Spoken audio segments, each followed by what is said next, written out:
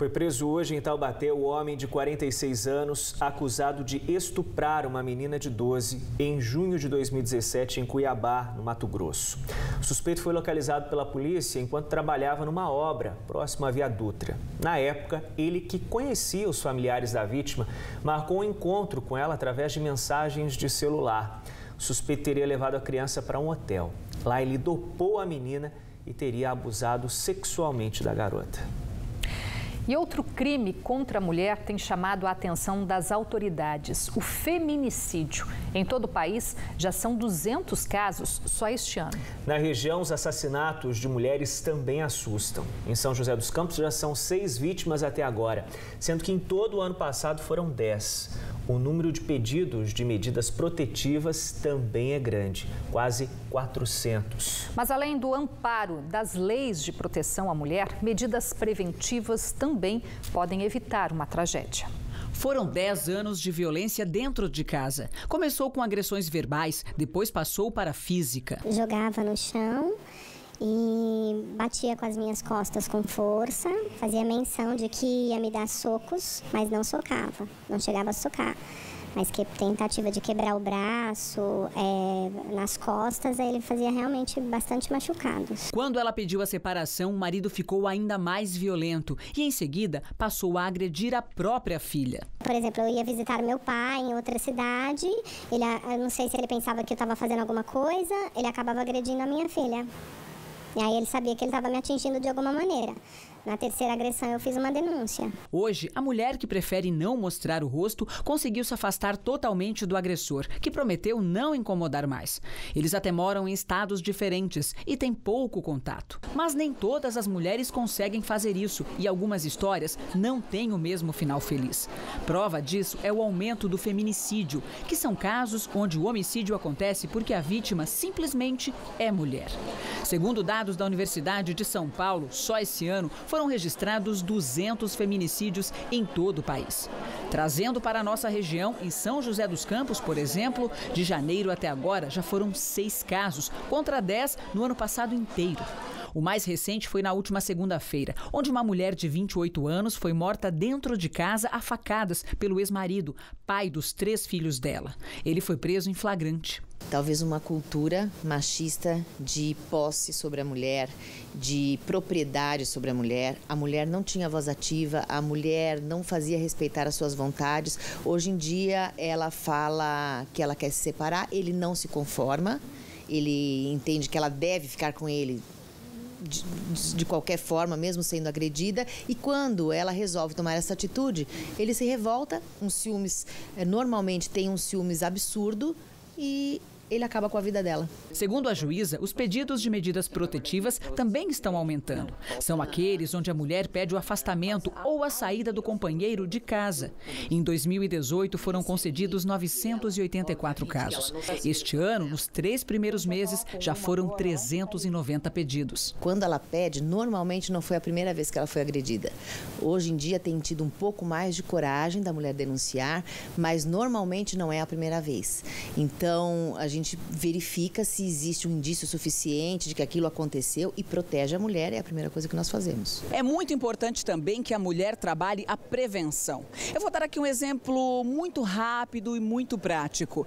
Você, mulher, conhece o aplicativo chamado Juntas? Pois é só pegar o seu celular, ir na lojinha e baixar esse aplicativo. Ele é um convênio com o Tribunal de Justiça do Estado de São Paulo. Baixando esse aplicativo, você pode colocar 5 números de telefone, cadastrar esses telefones. Pode ser parente, amigo. Aí quando você se ver numa situação de risco, perigo, quando você estiver prestes a sofrer uma violência, você aciona um botão que tem nesse aplicativo. As 5 pessoas vão receber o sinal. Aí elas podem te oferecer ajuda. Mas se você prefere buscar uma ajuda pessoalmente, pode registrar boletim de ocorrência numa delegacia ou procurar uma organização, igual a que Maria Aparecida coordena em Jacareí. Há 11 anos, ela recebe mulheres vítimas de violência que não sabem onde procurar ajuda depois que sofreram agressão. Nosso trabalho é acolhimento, informação, orientação, calma, a gente vai conversar, passa pela psicóloga várias vezes, atendimento individual, participa da nossa roda de conversa. Se ela continuar fragilizada, ela precisa de um advogado, a gente encaminha para a Defensoria Pública, já com pedido totalmente sigiloso, para que aquela mulher seja atendida o mais rápido possível. Desde o início do ano, a instituição já atendeu 25 mulheres que foram orientadas a tomarem medidas que acabem com o sofrimento de toda a família. A prevenção é a gente mostrar que ela está trilhando esse caminho e que ela pode ser uma vítima mais tarde, se ela não romper o ciclo da violência. E a gente continua falando sobre esse assunto aqui no Band Cidade, agora com a participação da professora da Unital, Suzana Lopes Salgado Ribeiro, que também é pesquisadora de gênero. Muito boa noite, professora. Prazer recebê-la aqui no Band Cidade. Bom, a gente percebe na maioria desses casos, na grande maioria dos casos, né, que esse agressor que comete o assassinato, né, que é eu imagino que é o último estágio da violência contra a mulher, ele não levanta suspeita, né? Para os vizinhos ele era uma pessoa comum, trabalhadora, não tem antecedente criminal, ou seja, apenas a mulher sabia que estava vivendo com um agressor. Que sinais a mulher, né, servem de alerta para a mulher perceber que ela está convivendo com um potencial agressor? Então, é muito importante a gente ver que não tem sinais, assim, ninguém tem uma cara de agressor ou de potencial, enfim, assassino, né? Senão seria muito mais fácil, né? Mas, evidentemente, quando um homem aparece mais ciumento ou ciumento em demasia, né? Controlador de roupas, de hábitos, e começa a cercear amizades, né? Separar amizades antigas, de família, isolar essa mulher de relacionamentos e sentimento etc. de posse. E isolá-la dentro de casa, né? Isso é um alerta, né? A mulher não pode nunca se isolar dentro da casa dela e ficar vítima, né, nessa redoma, né? De modo algum. Professora, hoje as mulheres elas contam com uma rede de apoio tanto do poder público quanto que a gente viu aí também, né, de ONGs. Quer dizer, existe essa rede de apoio que vai auxiliar, vai amparar essa mulher que, caso queira fazer uma denúncia, ela vai ter assegurado esse direito, né, de manter de fato esse homem afastado e também ter esse apoio todo psicológico e emocional, que eu imagino que seja bem complicado para essa família, né? Então, é fundamental que se tenha, é importante que a gente diga que essa rede de apoio não é tão grande quanto a violência que ainda é praticada contra a mulher. Nem eficaz, muitas vezes. Nem tão eficaz quanto ela precisa ser. Então, a gente ainda precisa de políticas públicas, ainda precisa de formação dos profissionais que estão envolvidos nas delegacias das mulheres, na recepção dessas queixas, enfim, nas ONGs, enfim, precisa de preparo desses profissionais ainda e precisa de investimento público, né, para que tenha realmente uma recepção. Mas evidente que essas mulheres precisam parar de se calar, né, porque o primeiro passo é falar.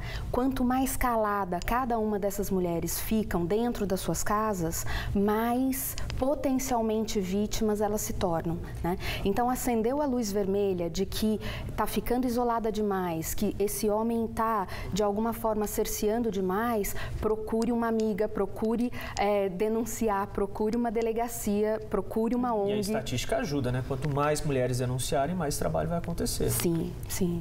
E, professora, a gente tem uma mudança recente aí na legislação de proteção, dessa rede de proteção, que é com relação à medida protetiva, que é a questão de medida protetiva, agora o não cumprimento é crime e também a mulher não pode mais retirar essa denúncia, né? Isso também foi um avanço importante. Ao longo da história, o que a gente viu, né? Porque a questão do feminicídio é novo, né?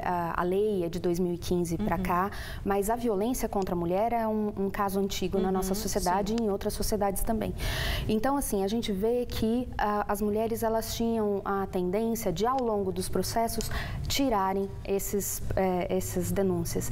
E isso acabava não resolvendo contraproducente, o problema, né? Que ela acabava então, depois até sendo convencida a continuar naquele ciclo. Exatamente. Professora Suzana, muito obrigada pela sua participação. Acabou nosso tempo. Boa noite, tá? Confira agora como fica o tempo na região.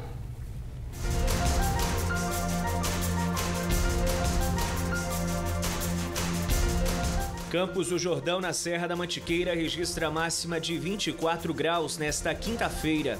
Poucas chances de chuva em São José dos Campos. Máxima prevista de 29 graus. Em Guaratinguetá faz 30.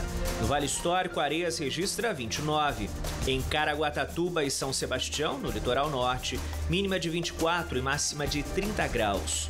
Hoje fez 29 graus em Taubaté. Amanhã, máxima de 30 graus. Em Cruzeiro, os termômetros registram mínima de 19 e máxima de 29 graus. Ilhabela marca máxima de 30 graus amanhã. Depois do intervalo no Band Cidade, Justiça Eleitoral de São José dos Campos abre novos postos de cadastro biométrico na cidade. E ainda no esporte, a Águia do Vale se prepara para enfrentar o União Mogi pela Bezinha do Campeonato Paulista. Agora 7h14.